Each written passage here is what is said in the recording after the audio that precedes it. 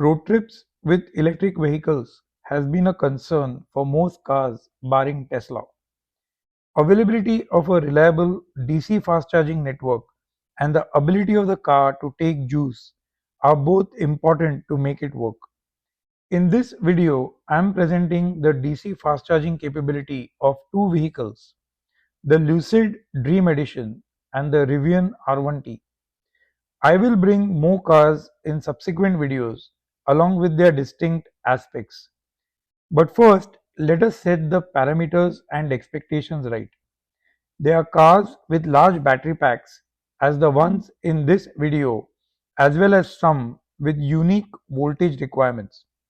So though we will bring some control factors and look at similar elements in this video or the set of videos we will produce on this, it's useful to pay keen attention to the actual subject car discussed and its own dynamics. With every car, we will first examine the energy curve, that is the power delivered across the charging session at different levels of state of charge in percent. In a separate chart, we will then see the time taken in the session to reach different levels of state of charge along with the total energy delivered at those levels in the session. This comprehensively presents the DC charging capability of the car as established in that single session.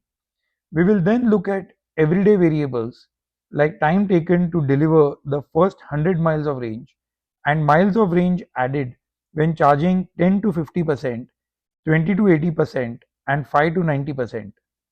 The 10 to 50% is the best parameter for road trips when you have short sessions that add enough range to reach the next charger. This minimizes highway wait time and truly assesses the vehicle for real-world road tripping capabilities. The other two are the levels that users may find most useful and assuring in a regular road trip. Most users will inevitably only bother about miles they can travel more than anything else.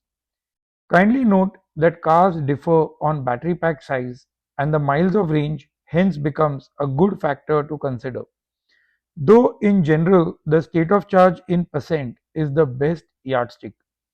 The cars were plugged at 0% state of charge, but we have depicted the curve from 5%. That's when most cars start drawing around their peak rates or the highest rates available in the session.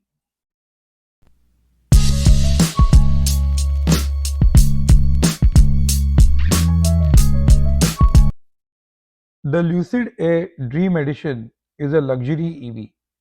On this channel, we have presented our impressions of the Lucid Air and the evaluation of its software on the Electric Vehicle Software Rating version 1.0.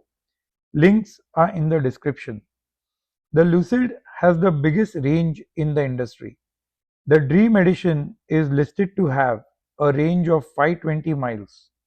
The energy curve is fairly consistent and exactly the curve desired.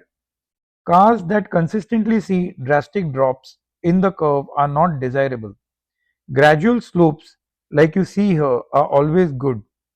Volatile curves that jump and fall drastically are not good for the battery pack either. Lucid does excellent on that when observed here. If you see carefully, the curve is fairly steady from 300 kilowatts to almost 80 kilowatts by when it's already at 85% state of charge, above the recommended daily limit. Another important factor I look at from large battery packs, those well over 100 kilowatts, is if they hold triple digit rates at about 70%. It's 110 kilowatt for the Lucid here and is a definite pass. I give a full thumbs up to Lucid on that, especially for a battery that large. The time graph shows roughly 80 minutes to fully charge the 118 kilowatt hour usable battery pack and 134 kilowatt hour of delivered power in the entire charging session. That's roughly 12% in charging losses, with the first 18% achieved in only 5.5 minutes and a 75% state of charge in roughly 32 minutes. So when you look at the charging curve with that in mind, the Lucid does not do excellent, but it does exorbitant. It adds the first 100 miles in roughly 5 to 7 minutes on a 350 kilowatt DC fast charger, upon which this data was observed. It takes only 13 minutes to charge from 10 to 50%, our first yardstick, adding 208 miles. It takes 32 minutes to charge from 20 to 80%, adding roughly 312 miles of range, and 47 minutes to add 442 miles, charging from 5 to 90%. Lucid recommends a daily charge limit of 80% as it leaves very little buffer, but on a road trip, most would charge it to 100%. Without doubt, the car is a fantastic charging machine when given the power. It's important here to understand that battery packs, when charging, generate heat, which leads to charging losses.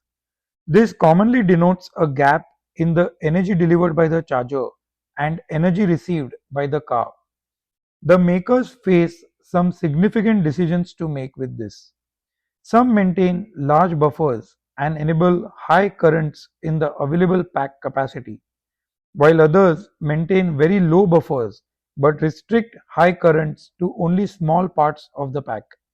It's a complex system with plenty of things to weigh on efficiency and safety. Lucid seems to have traded off an even flatter curve to having the very high charge rate it seems to have captured up top. Another important thing to keep in mind is the data I have presented is from one single charging session.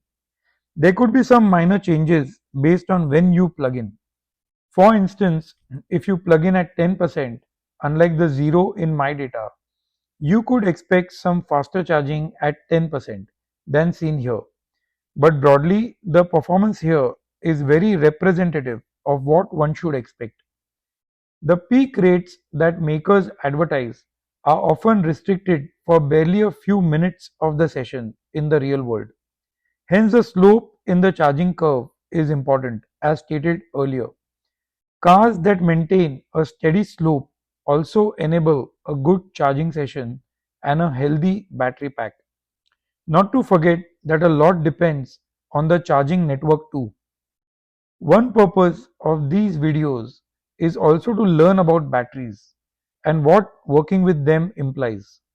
Understanding the typical choices makers need to make and the weighing of the main trade-offs.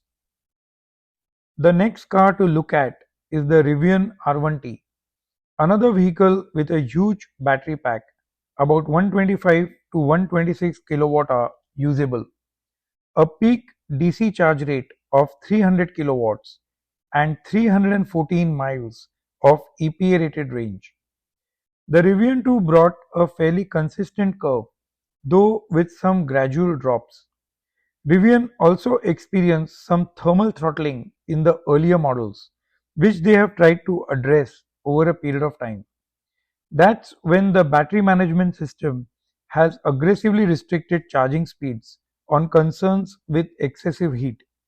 But the curve here is fairly consistent, though way below what the car is capable of as its peak. Remember the point stated earlier on DC charging trade-offs with batteries. Somewhere around 20% state of charge, it hit 207 kilowatts, which was the most it could in this given session. The Rivian added its first 100 miles of range by the EPA figures in around 16 minutes. It managed 10 to 50% in 20 minutes, obtaining 126 miles of range, 20 to 80% in 39 minutes, bringing 188 miles of range, and a longer 5 to 90% charging in 60 minutes, bringing 267 miles of range. A quick reminder that the indicated range is by EPA figures. Real world range could be lower, but the chart depicts fairly accurately the expectations one could place in the given vehicle's DC fast charging capability, subject to the availability of a reliable DC fast charger. By the mentioned metric earlier, we see the R1T charging at 105 kilowatts at 70%. a good sign. If you observe both the Lucid and the R1T charts, you see the value of holding charging to max 80 to 90%. It's truly not worth thereafter, simply with the final 10 to 20% taking so much more time. If the chargers charge you by the time instead of energy delivered, which may be the case in some US states, you really don't want to wait a minute more.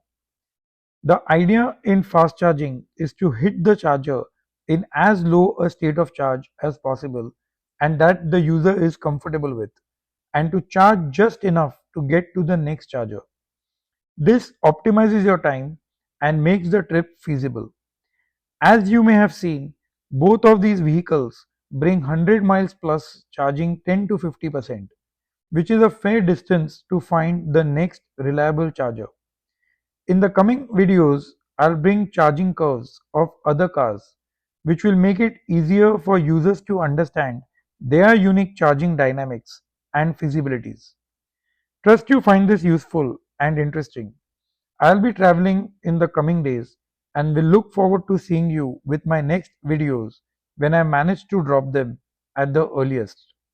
Take very good care and thank you for watching.